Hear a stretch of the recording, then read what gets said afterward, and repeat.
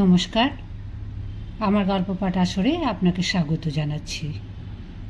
আজ আমি পড়ে শোনাচ্ছি সত্যজিৎ রায়ের তারিণী খুড়োর কীর্তিকলাপ গ্রন্থ থেকে একটি ছোট গল্প, কনওয়ে কাসলের প্রেতাত্মা। তারিণী খুড়ো তার এক্সপোর্ট কোয়ালিটি বিড়িতে দুটো টান দিয়ে বললেন, ভূতের গল্প অনেকে বলতে পারে, তবে পার্সোনাল এক্সপিরিয়েন্স থেকে বলা গল্পের জাতই আলাদা। সেটা আর কজন পারে বলো? আপনি পারেন? প্রশ্ন করল ন্যাপলা। বলে খুড়ো অন্যদিকে চাইলেন। তারিণী খুড়োর এক্সপিরিয়েন্সের স্টক যে অফুরন্ত সেটা আমরা জানি। এই সেদিন অবধি সারা দেশময় টোটো করে বেরিয়েছেন। ভারতবর্ষে 33টা শহরে 56 রকম কাজ করেছেন উপার্জনের জন্য।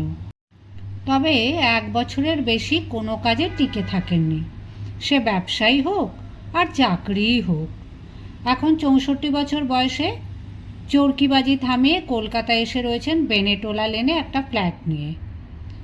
এখানে বলে রাখি, তারিণী খুড়ো সকলেরই খুড়ো। বাবাও খুড়ো বলেন, আমিও বলি। ন্যাপলা একবার ওকে দাদু বলেছিল, তাতে খুড়ো মহা ক্ষেপে বললেন, এখনও বাস না পেলে অক্লেশে হেঁটে আসি বেনেটোলা টু বালিগঞ্জ। দাদু আবার কি খুড়ো বলবি? আমি আর পাড়ার 5টি ছেলে মিলে আমাদের দল। আমাদের বাড়িতেই আসেন তারিণী খুড়ো। এলেই খবর চলে যায়, আর 5 জন তুরন্ত চলে আসে খুড়োর গল্পের লোভে। একটা গল্পে পুরো একটা সন্ধে কেটে যায়। খুড়ো বলেন, আর্টের খাতিরে খানিকটা রং চড়ানো ছাড়া গল্পগুলো 16 আনা সত্যি। আমি তখন থাকি পুনায়, বললেন তারিণী খুড়ো। পুনে? বলল ন্যাপলা। একটা গল্পের গন্ধ পাচ্ছি। ন্যাপলা যাতে বারবার ইন্টারাপ্ট না করে, তাই তার কোমরে একটা চিমটি কেটে দিলাম। ওই হলো, বললেন তারিণী খুড়ো। পুনে, পুনা, মুম্বাই, বোম্বাই, তিরুচিপল্লী, ত্রিচিনপল্লী, যে কোনো একটা বললেই হলো। আর আমি যখনকার কথা বলছি তখন সবে স্বাধীনতা এসেছে। পুনার পুনে হতে অনেক দেরি। পল্টু, একটা চা বলো। আমি লক্ষণকে ডেকে চা অর্ডার দিলাম, দুধ চিনি ছাড়া চা। আর খুড়ো তার গল্প শুরু করলেন। আমি রয়েছে আমার এক বন্ধু রাধানাথ চাটুর্যের বাড়ি। সে ফার্গুসন কলেজে ইতিহাসের অধ্যাপক। কোডারমায় মাইকা মাইন্সের কাজে ইস্তফা দিয়ে শিবাজির দেশে এসেছি একটা হোটেলের ম্যানেজারি নিয়ে। আমার বয়স তখন 34। পৌঁছাবার 2 দিনের মধ্যেই রাধানাথ নিয়ে গেল উকিল ঘনশ্যাম আপ্টের বাড়ি। সেখানে সন্ধ্যায় আড্ডা বসে, 5 মেশালি আড্ডা, যাকে বলে মিক্সড ক্রাউড।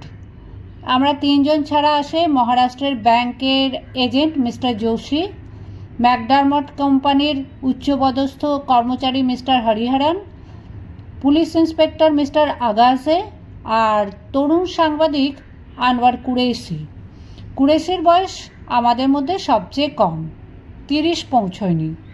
তুখোড় ছেলে, হ্যান্ডসাম চেহারা, চোখে জলজলে দৃষ্টি। সে আসে হরিহরনের সঙ্গে দাবা খেলতে। তারা ঘুঁটি এঘর ওঘর করেন, আর আমরা বাকি 5 জনে মারি আড্ডা। সবচেয়ে বেশি কথা বলেন বাড়ির কর্তা আপ্টে সাহেব নিজেই। আমার বিশ্বাস তার কথা বলার প্রয়োজনেই এই আড্ডার সৃষ্টি। কিছু লোক আছে যারা সাঙ্গপাঙ্গ ছাড়া বাঁচতে পারে না। এই সাঙ্গপাঙ্গ যদি তোষামুদে হয় তাহলে তো কথাই নেই। অবশ্যই আড্ডার সকলে আপটেকে তোষামত করে বললে ভুল হবে, তবে ওর মতামতের প্রতিবাদ কেউ করে না। আগাজের মতো খোশ মেজাজের দারোগা আমি আর 2টি দেখিনি। অবশ্য যখন প্রথম আলাপ, তখন তিনি একটা ব্যাপারে কিঞ্চিৎ দুশ্চিন্তাগ্রস্ত। সম্প্রতি কিছু টাটকা জাল নোট পাওয়া গেছে পুনাতে। জালিয়াত কারা এবং তাদের আস্তানাটা কোথায় তাই নিয়ে পুলিশ দপ্তরে বেশ চাঞ্চল্য পড়ে গেছে। আগাজেকে তাই মাঝে মাঝে অন্যমনস্ক হয়ে পড়তে দেখা যায়। দলের মধ্যে স্বল্পভাষী হলেন মিস্টার যোশী, তবে শ্রোতা হিসেবে তিনি চমৎকার। সব কথাই উদ্গ্রীব হয়ে শোনেন। হাসির কথায় ঘর কাঁপিয়ে অট্টহাস্য করেন। দুঃখের কথায় তাঁর জিভ দিয়ে চুক চুক শব্দ শুনে আপটের পোষা ড্যালমেশিয়ান বারান্দা থেকে ল্যাজ নাড়তে নাড়তে জসির কাছে চলে এসেছে। এ ঘটনা বহুবার ঘটেছে। আমার স্টকে হাজার গল্প। বাংলার বাইরে বছরের পর বছর কাটিয়ে ইংরেজিটাও বেশ রপ্ত। তাই আমার একটা বেশ ভালো পজিশন হয়ে গেল আপটের আড্ডায়। কী প্রসঙ্গে মনে নেই, একদিন কথা উঠল অশরীরী আত্মার। দেখা গেল আপটে ছাড়া আর সকলেই ভূতে বিশ্বাস করে।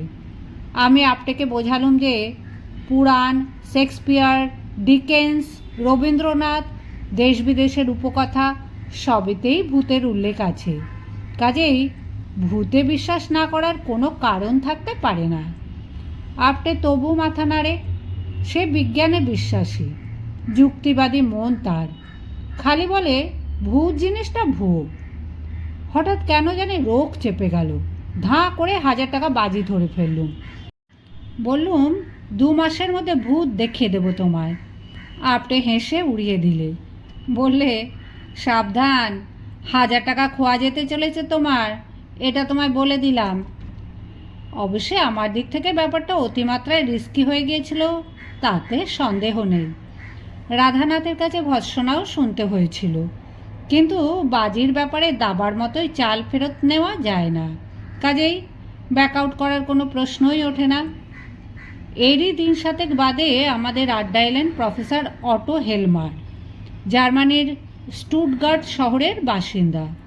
ভদ্রলোক পক্ষীবিদ। ভারতবর্ষে এসেছেন ভারতীয় পাখির ডাক রেকর্ড করতে। টেপ রেকর্ডার জিনিসটা তখন সবে আবিষ্কার হয়েছে।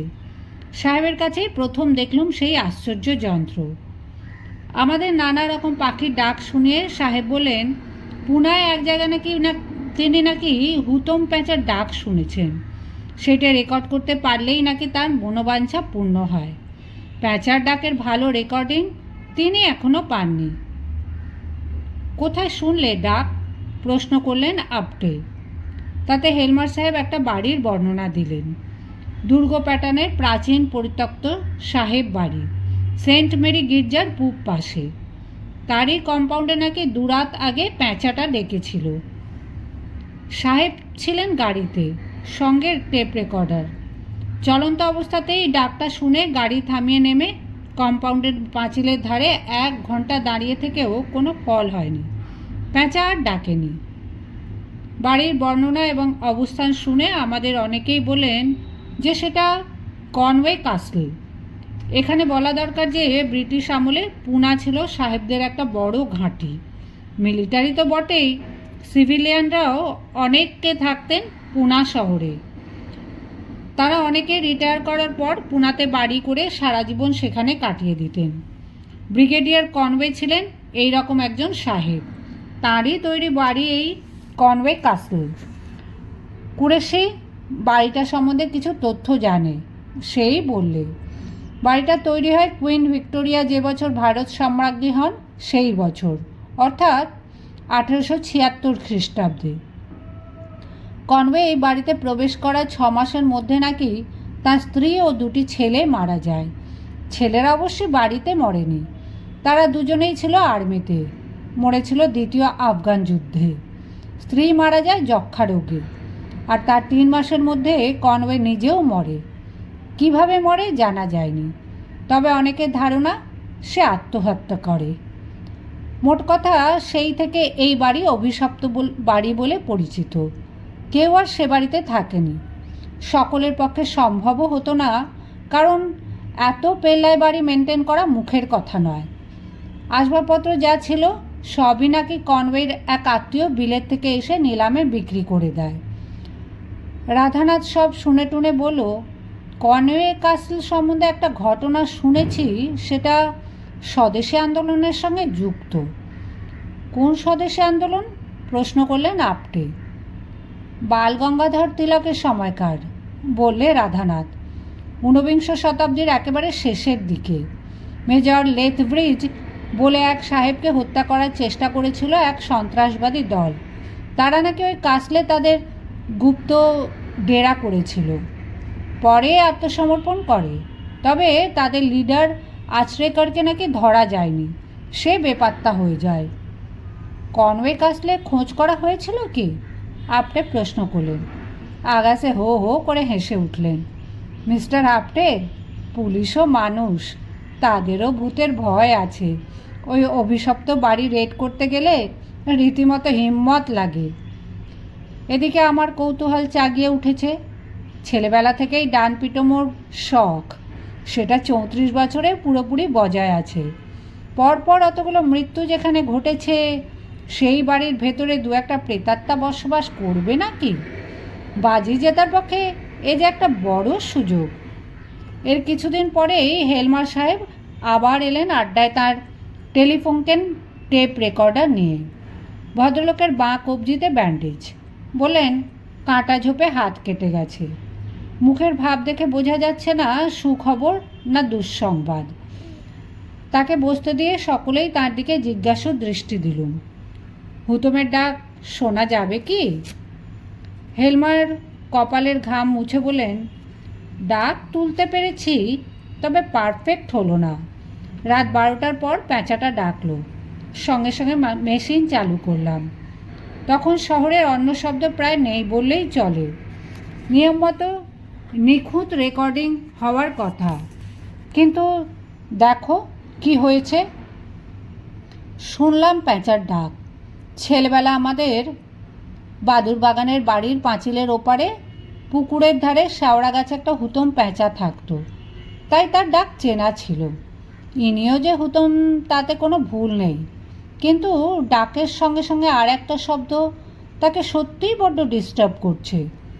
সাহেবের এত মেহনত 16 আনা সার্থক হলো না জেনে তার প্রতি মমতা হলো। But what is that other sound? প্রশ্ন করলো কুরেশি। সে দাবা ছেড়ে এগিয়ে এসেছে। সেটাই তো বুঝতে পারছি না, বললেন হেলমার। মেশিনেই গণ্ডগোল বলে মনে হচ্ছে। এর আগে তো এরকম হয়নি কখনো। শুনলে মনে হয় একটা যান্ত্রিক শব্দ, ঘটাং ঘটাং ঘটাং ঘটাং এই রকম।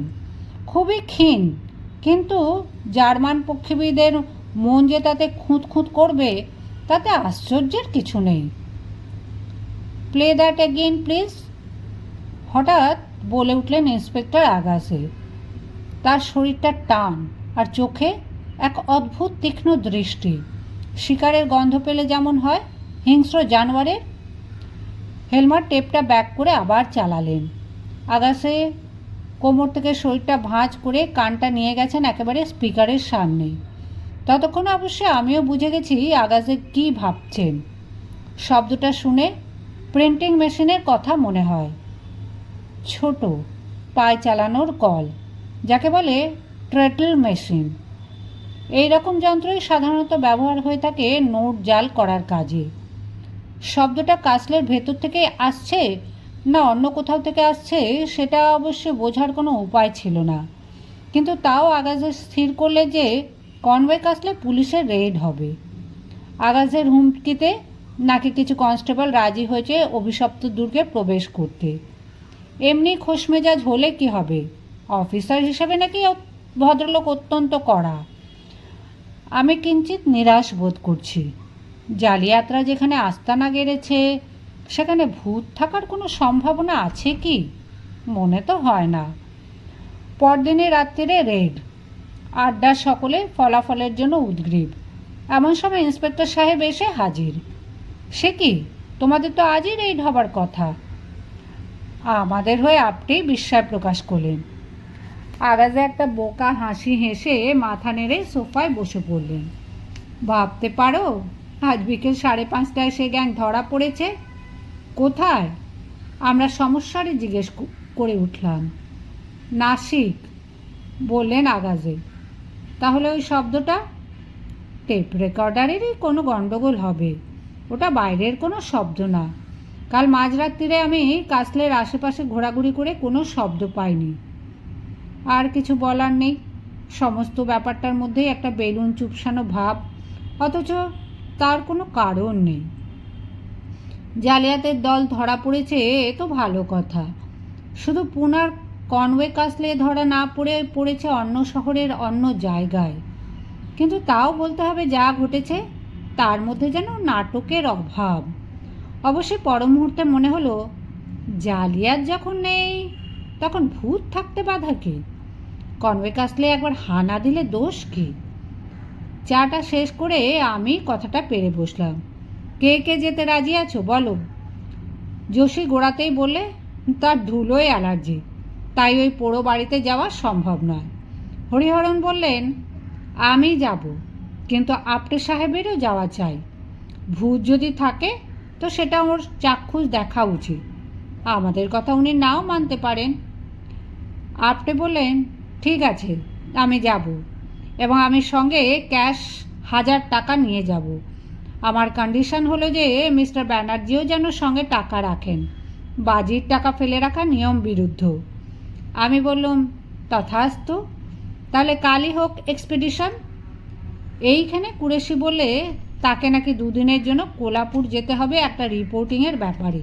ফিরে এসে সে যেতে প্রস্তুত আছে। আমরাও তাতে রাজি হয়ে গেলুম। আগাজে এতক্ষণ চুপ করে আমাদের কথা শুনছিলেন। এবার তিনি মুখ খুলেন। জেন্টলম্যান, তোমাদের একটা প্রশ্ন করতে চাই। কাসলের সদর দরজা যদি তালা দিয়ে বন্ধ থাকে, তাহলে সেটা খোলার যন্ত্র বা জানালা ভেঙে খোলার সরঞ্জাম এসব তোমাদের আছে কি? কাজটি কিন্তু সহজ নয়। এ প্রশ্নের জবাব অবশ্যই হ্যাঁ হতে পারে না। আমাদের যেটা আছে সেটা হলো উৎসাহ আর উদ্যম। যন্ত্রপাতি থাকবে কোত্থেকে? আমরা ওর মুখ চাওয়াচাওয়ি করছি দেখে আগাছে একটু হেসে বললেন, কাজেই বুঝতেই পারছো আমি ছাড়া তোমাদের গতি নেই। ভালোই হলো, শুধু জানালা দরজা ভেঙে খোলার সরঞ্জাম নয়, একটি আগ্নেয়াস্ত্রও থাকবে সঙ্গে। এটাও কম ভরসা নয়। জুন মাস, দিনে বেজায় গরম, রাত্রের দিকটা তবু একটু ঝিরঝিরে হাওয়া দেয়। বন্দোবস্ত অনুযায়ী খাওয়া দাওয়া সেরে ঠিক 11:30টার সময় আমরা 6 জন সেন্ট মেরি গির্জার সামনে জমায়েত হলাম। পাড়াটা নির্জন, গাড়ি চলাচল নেই বললেই চলে। আমরা দল বেঁধে এগোলাম কনওয়ে কাসলের দিকে। ফটক থেকে কাসলের দরজা অবধি লম্বা রাস্তা। এককালে বাহার ছিল রাস্তাটা, সেটা আঁচ করা যায়। এখন পথ বলতে প্রায় কিছুই নেই। টর্চের আলোয় কোনো রকমে আগাছা বাঁচিয়ে পা ফেলতে হয়। বাড়িটা আমাদের সামনে অনেকখানি জায়গা জুড়ে এক বিশাল প্রেতপুরীর মতো দাঁড়িয়ে আছে। কেউ যে কোশমিন কালেও সেখানে ছিল সেটা এখন আর বিশ্বাস হয় না। দলে আছি বলে রক্ষে, না হলে যতই ডান পিটে হই না কেন, 80 বছরের মধ্যে মানুষের পা পড়েনি এমন একটা থমথমে অন্ধকার অট্টালিকার সামনে দাঁড়িয়ে বুকের মধ্যে যে একটা ট্রেডল মেসেল চলতে শুরু করেছে সেটা তো অস্বীকার করা যায় না। আগাছের সদর দরজার ঠেলা দিতেই সেটা একটা জান্তব্য আর্তনাদ করে ধীরে ধীরে খুলে গেল।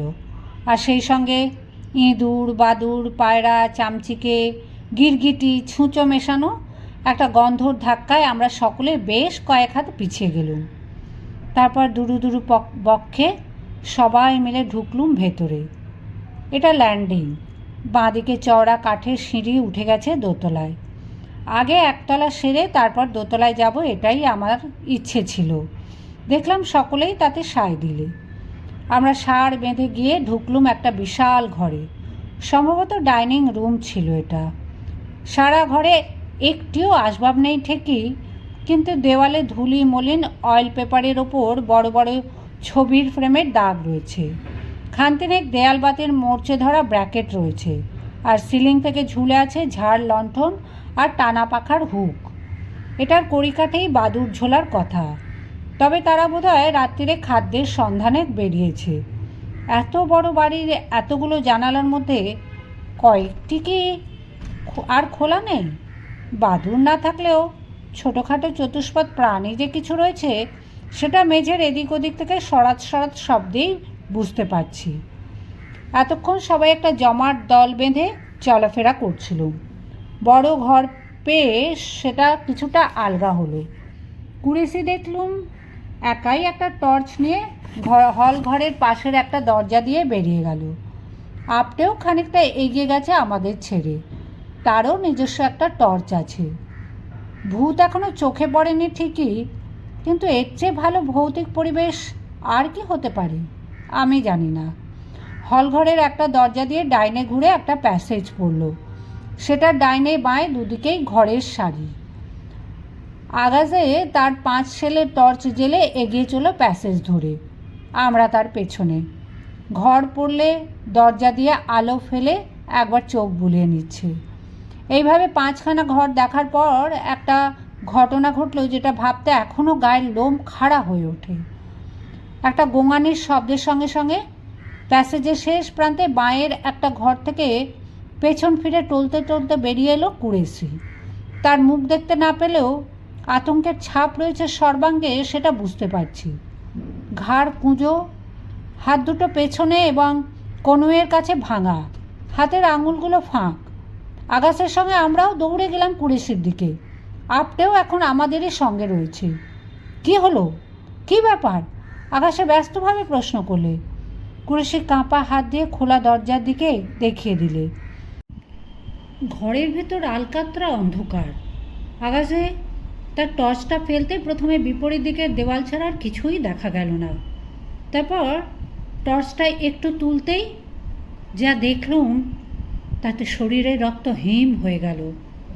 সিলিং থেকে ঝুলছে দড়ি, আর সেই দড়ি ফাঁস দিয়ে বাঁধা একটি আস্ত নরকঙ্কালের গলায়। ধন্যে ইন্সপেক্টর আগাছে। এই চরম আতঙ্কের মুহূর্তেও সে দিব্যি ঠান্ডা গলায় বললে, ইনি সেই স্বদেশি গ্যাংয়ের লিডার আচরেকার বলে মনে হচ্ছে। এই কারণেই বেপাত্তা হয়ে গেছিলেন ভদ্রলোক। But a skeleton is not a ghost. ঠিকই বলেছেন মিস্টার আপটে।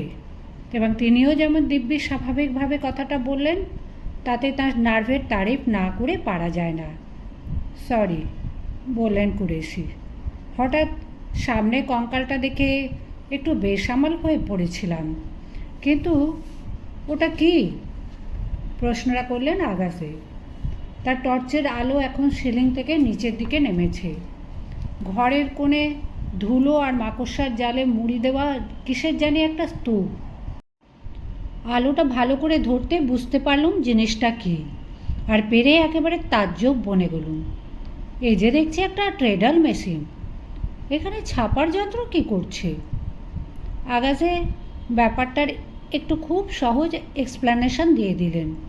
বললেন, এটা যদি সন্ত্রাসবাদীদের ঘাঁটি হয়ে থাকে তাহলে ছাপার কল থাকা অস্বাভাবিক নয়। 1 নম্বর, তাদের মুখপত্র লুকিয়ে ছাপবার জন্য কলের দরকার হতো। 2, সন্ত্রাসবাদীরা টাকার প্রয়োজনে নোট জাল করেছে, এও অনেক শোনা গেছে। রাধানাথ এ কথায় সায় দিল। মাথার ওপর ঝুলন্ত কঙ্কাল আর তার নিচে নির্জীব যন্ত্রটা অদ্ভুতভাবে যেন এক অতীত যুগের সাক্ষ্য দিচ্ছে। আরও অনুসন্ধানের প্রয়োজন আছে কি? প্রশ্ন করলেন মিস্টার আপটে। আমরা সকলেই বললাম যে যখন এসেছি তখন সারা বাড়িটা না দেখে ফিরব না। আমি অবশ্যই কথাটায় সবচেয়ে বেশি জোর দিলাম। কঙ্কাল হলো মৃত ব্যক্তির দেহের পরিণাম। তার আত্মা কী অবস্থায় আছে তা কে বলতে পারে? প্যাসেজ দিয়ে যখন উল্টো মুখে অর্ধেক পথ এসেছি তখন শুনতে পেলাম সেন্ট মেরি চার্চের ঘড়িতে ঢং ঢং করে 12টা বাজল। ঘণ্টা রেশ মিলিয়ে যাওয়ার সঙ্গে সঙ্গে আর একটা শব্দ শুরু হলো, যেটা আমাদের হাঁটা বন্ধ করে দিল। যে ঘর থেকে এলাম সে ঘর থেকে আসছে শব্দটা। ট্রেডল মেশিন চলতে শুরু করেছে, আর তার শব্দে সারা কনওয়ে কাসল গমগম করছে। সেই সঙ্গে মাথার উপর ডানার ঝটপটানি শুরু হয়েছে, কারণ ঘুলঘুলির বাসিন্দা পায়রাগুলোর ঘুম ভেঙে গেছে প্রেসের শব্দে। আমরা 6 জনের রুদ্ধশ্বাসে শব্দটা শুনছি। দ্বিতীয়বার ওই ঘরের দিকে যাবার কোনো মানে নেই, কারণ জানি সে ঘরে যন্ত্র চালানোর মতো কোনো লোক নেই। হয়তো ওই আচরেকারই এককালে যন্ত্রটা চালিয়েছে, তারপর একসময় ব্রিটিশ পুলিশের হাতে লাঞ্ছনা এড়াবার জন্য গলায় দড়ি দিয়ে মরেছে, আর সেই থেকে প্রতিদিন মাঝরাত্রিরে তার প্রেতাত্মা ওই ট্রেডল মেশিন চালিয়ে এসেছে। তার মানে হেলমারের রেকর্ডারে যে শব্দটা উঠেছিল সেটা এটারই শব্দ। কনওয়ে কাসলের বাইরে বেরোবার পর বেশ কিছুক্ষণ কারোর মুখে কথা নেই। হরিহরণ অসুস্থ বোধ করছে, সে গিয়ে তার গাড়িতে উঠে পড়ল। কথা ছিল আপটে তার গাড়িতে আমাদের বাড়ি পৌঁছে দেবে। তার ডস সিডানে ওঠার আগে সে আমার হাতে একটা খাম ধরিয়ে দিয়ে বলল, 1000 রুপি নোটস, গুনে নাও। আমার তখন রীতিমতো অস্বস্তি লাগছে, তবে এ তো আর এলেবেলে খেলা নয়। আ বেট ইজ আ বেট। খাম থেকে নোটের গাছাটা বার করে রাস্তার আলোতে একবার দেখে নিলুম, 10খানাই আছে।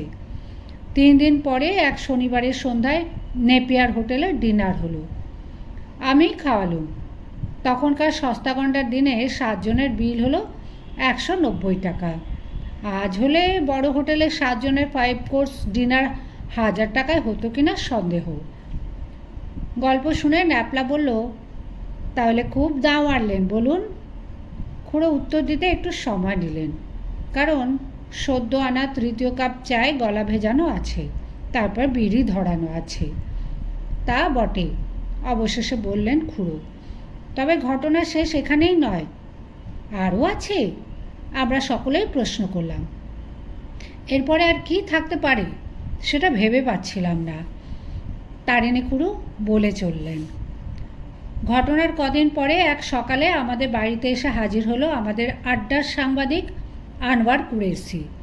বলে, আমার গাড়ি আছে, তোমাদের একটা জায়গায় নিয়ে যেতে চাই, 20 মিনিট স্পেয়ার করতে পারবে? কৌতূহল হলো। রাধানাথ আর আমি গিয়ে উঠলুম তার গাড়িতে। কুরেশি নিজেই ড্রাইভ করে। কিছু দূর যেতেই বুঝলাম গাড়ি চলেছে আবার সেই কনওয়ে কাসেলের দিকে। কেন যাচ্ছে সে কথা বললে না ছোকরা, খালি বললে এই কদিনে সে নাকি আরও তথ্য আবিষ্কার করেছে কনওয়ে সাহেব সম্বন্ধে। একটি খবর নাকি বিলিতি কাগজে ছাপেনি, দিশি কাগজে পেয়েছে সেটা কুরেশি। ব্রিগেডিয়ার কনওয়ে তার এক পাংখা বর্দারকে বুট দিয়ে লাথিয়ে মেরে ফেলেছিল। তাতে রাধানাথ বললে সেটা নাকি সে যুগের একটা স্বাভাবিক ঘটনা। গরমকালে মাঝরাত্রিরে পাংখা বর্দার পাখা টানতে টানতে ঘুমিয়ে পড়ত। মশার কামড়ে ঘুম ভেঙে যেত সাহেবের, আর তখন রাগে দিক বিদিক জ্ঞানশূন্য হয়ে এমন প্রহার করত ভৃত্যকে যে সে বেচারা অনেক সময় মরেই যেত। মিনিট 5 মধ্যেই গাড়ি গিয়ে থামলো কনওয়েল ক্যাসলের গেটের সামনে। কুরেশির পেছন পেছন আমরা গিয়ে ঢুকলাম ক্যাসলের ভেতর। দিনের বেলাও রীতিমতো অন্ধকার, ঢুকলে গা ছমছম করে। আমরা কি আবার সেই ঘরেই যাচ্ছি? রাধানাথের এই প্রশ্নের কোনো জবাব দিলে না কুরেশি, তবে তার লক্ষ্য যে ওই একই ঘরের দিকে তাতে কোনো সন্দেহ নেই। কি দেখব কে জানে, শিরার মধ্যে একটা চাঞ্চল্য অনুভব করছিলুম। কুরেশি ছোকরা নির্বিকার, আর তা হবেই না বা কেন? সে ঘর যে খালি, দড়ি কঙ্কাল ছাপার যন্ত্র সব হাওয়া।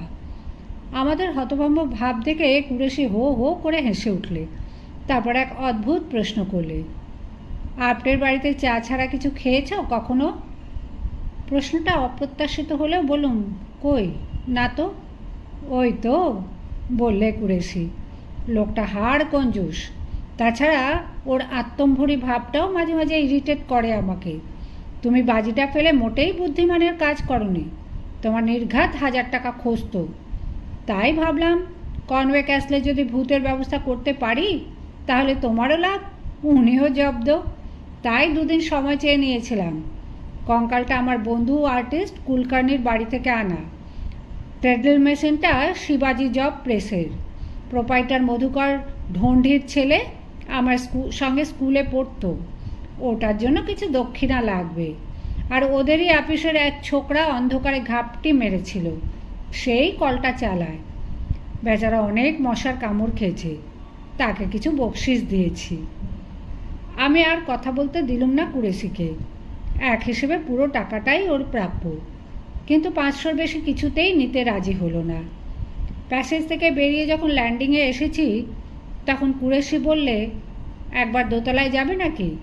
দেখবার জিনিস আছে কিন্তু। এলেই যখন কাঠের সিঁড়ি দিয়ে যুদ্ধের দামামাম মতো শব্দ তুলে 3 জনে ওপরে হাজির হলুম।